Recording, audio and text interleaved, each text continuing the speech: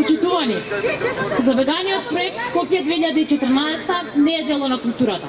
Напротив, од културен и социјален аспект, Скопје 2014 е класично недело. Тој представува искривена слика за минатото, за македонскиот идентитет и искривена слика за потребите на оваа држава, народ и нација. Но во исто време, тоа е реална слика за приоритетите на режимот, неговата забеганост, криминал, перење пари и корупција. Сведоци сме на безмилосно плячкосување на македонските граѓани и невиден молк на сите оние институции кои што треба да го гонат криминалот. Од режимска власт, со партизирани институции кои служат само на фамилијата, друго не може ни да се очекува. Она што го зборува опозицијата, фактот дека проектот Скопје 2014 е најкриминалниот и најзабеганиот проект на владата на Груевски, се потврди со ревизорскиот извештај за работата на ова министерство пред кое што денеска се наоѓаме.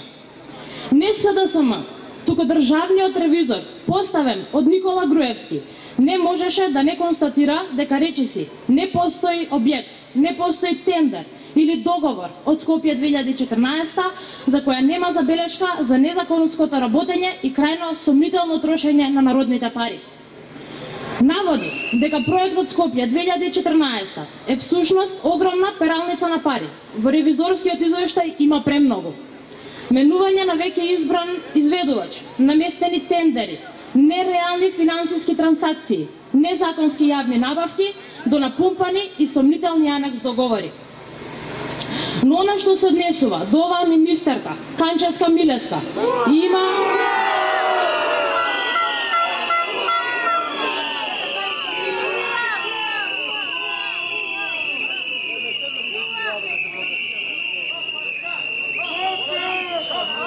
има и уште една работа од која таа сакаше да избега, но не успеа.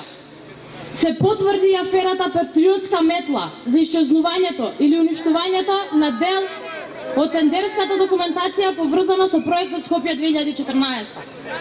Но јавноста, уште со објавувањето на аферата, и беше јасно дека во ова министерство намерно се уништувале тендерски документи за да се прикрие големиот криминал.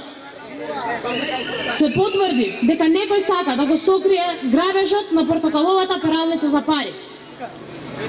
И додека институциите што треба да го гонат криминалот молчат, јас, како млад човек, пред ова министерство каде што се уништува мојата иднина, им порачувам: палете документи колку сакате, тоа нема да ве спаси. Не постои таков оган, ниту пак машина која што може се да уништи. Ќе дојде ден кога ќе се види како преродбата ја плячкосувала Македонија.